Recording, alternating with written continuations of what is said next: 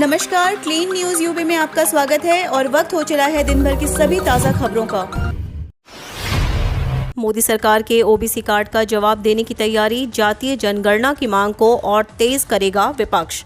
NEET में OBC आरक्षण और संविधान संशोधन विधेयक पारित करने के बाद प्रधानमंत्री के इस ऐलान ने विपक्ष की चुनौतियां बढ़ा दी हैं। विपक्ष अभी तक ओबीसी को लेकर सरकार के हर फैसले का समर्थन करता रहा है। पेगासस और किसानों के मुद्दे पर सरकार के गतिरोध के बावजूद विपक्ष को संविधान संशोधन का समर्थन करना पड़ा, पर जातीय जनगणना के जरिए विपक्ष को पलटवार का मौका मिल गया। एक वरिष्ठ नेता ने कहा कि उत्तर प्रदेश विधानसभा चुनाव के मद्देनजर भाजपा ओबीसी का मुद्दा उठा रही है, पर जातीय जनगणना के मुद्दे पर चुप है।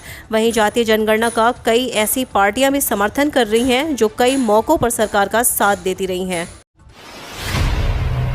22,000 भर्ती के लिए आमरण अनशन, सीएम कार्यालय गए, पानी की टंकी पर चढ़े लेकिन सुनवाई नहीं।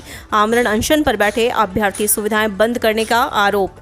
22,000 पदों पर शिक्षक भर्ती की मांग को लेकर 4 दिनों से पानी की टंकी के ऊपर प्रदर्शन कर रहे अभ्यर्थियों ने आमरण अनशन शुरू कर दिया है। 7 अभ्यर्थी आमरण अनशन पर बैठ गए हैं। दलील है कि मांग पूरी होने तक अब अनशन खत्म नहीं होगा। प्रदर्शनकारियों ने शासन से लेकर जिलाधिकारी तक को पत्र लिखा है। इससे पहले सभी अभ्यर्थी अचानक मुख्यमंत्री आवास बीते 12 जुलाई को पहुंच गए थे। सैकड़ों की संख्या में पहुंचे अभ्यर्थियों को देखकर पुलिस के हाथ पांव फूल गए थे। आनन फानन में पुलिस ने सभी को हटाया था। प्रदर्शनकारियों में वह लोग ज्यादा थे जो भर्ती प्रक्रिया में शामिल भी नहीं हुए। बावजूद इसके वे प्रक्रिया में धांधली का आरोप और नए पदों पर भर्ती की मांग कर रहे थे। आरोप है कि प्रदेश में शिक्षकों के रिक्त पदों की संख्या बहुत ज्यादा है। ऐसे में अभी कम से कम 22,000 बहाली और की जा सकती है। लखनऊ की इन 3 ट्रेनों का बदलेगा रास्ता, घटेगा सफर का समय। रेलवे अपना अगला टाइम टेबल बनाने में जुट गया है। नए टाइम टेबल में लखनऊ की 3 ट्रेनों के रास्ते बदल दिए जाएंगे। इन ट्रेनों के रूट बदले जाने में सफ़र में लगने वाला समय भी कम हो जाएगा। हालांकि उस रूट के यात्रियों को दिक्कतों का सामना करना पड़ेगा, जिनको हटाया जाएगा। यह व्यवस्था नया टाइम टेबल लागू होने के बाद ही लागू होगा। रेलवे नए टाइम टेबल में ट्रेन 14307 बरेली प्रयागराज संगम रायबरेली से ऊंचाहार फाफा मऊ होकर सीधे प्रयागराज संगम पहुंचेगी। इस समय यह ट्रेन रायबरेली से प्रतापगढ़ होकर फाफा मऊ के रास्ते से प्रयागराज संगम पहुंचती है। नए रूट पर ट्रेन जाने के बाद रूपा मऊ, फुर्सतगंज, जायस, कासिमपुर, हाल्ट बनी, गौरीगंज, तालाब खजूरी, अमेठी, मिसरौली, अंतू, जगेशरगंज, चिलबिला, प्रतापगढ़, भूपिया मऊ, बिश्नाथगंज, मऊ, अमिया व सिवै स्टेशन की यात्रा नहीं हो सकेगी। 10वीं पास भारतीय रेलवे में बिना परीक्षा के पा सकते हैं नौकरी, जल्द करें आवेदन। भारतीय रेलवे में नौकरी की तलाश कर रहे युवाओं के लिए खुशखबरी है। इसके लिए भारतीय रेलवे ने उत्तर प्रदेश रेलवे प्रयागराज उत्तर प्रदेश के तहत अप्रेंटिस के पदों पर भर्ती के लिए आवेदन मांगे हैं। इच्छुक योग्य उम्मीदवार जो इन पदों के लिए आवेदन करना चाहते हैं वे इंडियन रेलवे की आधिकारिक वेबसाइट पर जाकर अप्लाई कर सकते हैं। इन पदों पर आवेदन प्रक्रिया चालू है और ये 1 सितंबर को समाप्त होगी। यूपी में छोटे बच्चों के स्कूल भी खुलेंगे। 23 अगस्त से 6वीं से 8वीं तक और 1 सितंबर से 1 से 5वीं तक के स्कूल खोले जाएंगे। सीएम योगी ने दिए निर्देश। उत्तर प्रदेश में सोमवार से 9वीं से 12वीं तक के स्टूडेंट्स के लिए स्कूल खुल गए। अगले चरण में 6वीं से 8वीं और 1 से 5वीं तक के स्टूडेंट्स के लिए स्कूल खोलने की तैयारी है। सोमवार को कोविड-19 प्रबंधन के लिए बनी टीम 9 की बैठक में मुख्यमंत्री योगी आदित्यनाथ ने इसके आदेश दिए हैं। इसके बाद सरकार ने पहले 23 अगस्त से 6वीं से 8वीं तक के स्कूल खोलने की तैयारी शुरू कर दी है। इसके बाद 1 सितंबर से कक्षा 1 से 5 तक के स्कूलों में पढ़ाई शुरू होगी। मुख्यमंत्री ने अफसरों को इसके लिए डिटेल गाइडलाइन बनाने के लिए भी कहा है। अखिलेश बोले 2022 प्रदेश का सम्मान बचाने का चुनाव, बीजेपी ने नहीं पूरा किया कोई वादा। सपा मुखिया व पूर्व मुख्यमंत्री अखिलेश यादव ने कहा कि 2022 प्रदेश का सम्मान बचाने का चुनाव है। सत्ताधारी दल ने जनता से किया एक भी वायदा पूरा नहीं किया। अखिलेश यादव ने कहा कि कई भर्तियों को 7 साल से सरकार उलझाए बैठी है। सीमाओं पर सरकार ठीक से काम नहीं कर पा रही है। भारत की पहचान को खत्म करने की कोशिश हो रही है।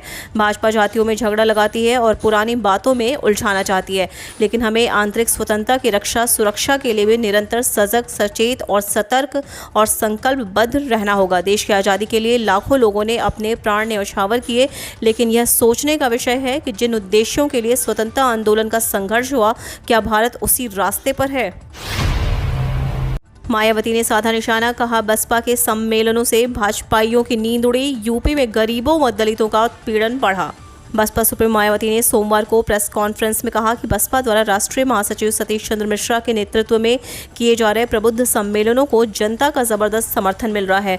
इससे भाजपाइयों की नींद उड़ गई है। उन्होंने कहा कि भाजपा राज में प्रदेश की कानून व्यवस्था ध्वस्त है, प्रदेश में गरीबों व दलितों का उत्पीड़न बढ़ा है, किसान परेशान है। इसलिए 18 अगस्त से शुरू होने वाले विधानमंडल सत्र में बसपा विधायक कृषि कानूनों का विरोध करेंगे।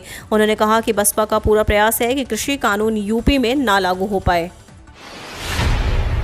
ओलंपिक खिलाड़ियों संग पीएम मोदी की पार्टी, नीरज चोपड़ा को खिलाया चूरमा, सिंधु के साथ खाई आइसक्रीम। प्रधानमंत्री नरेंद्र मोदी ने आज टोक्यो ओलंपिक में शामिल हुए खिलाड़ियों से मुलाकात की और उनके साथ नाश्ता किया। इस दौरान पीएम मोदी ने टोक्यो से गोल्ड जीतकर लौटे नीरज चोपड़ा को चूरमा खिलाया। इसके साथ ही मोदी ने बैडमिंटन स्टार पीवी सिंधु के साथ आइसक्रीम भी खाई। टोक्यो से जब नीरज चोपड़ा लौटे थे तो खेल मंत्री अनुराग ठाकुर ने वायदा किया था कि पीएम मोदी उन्हें चूरमा खिलाएंगे।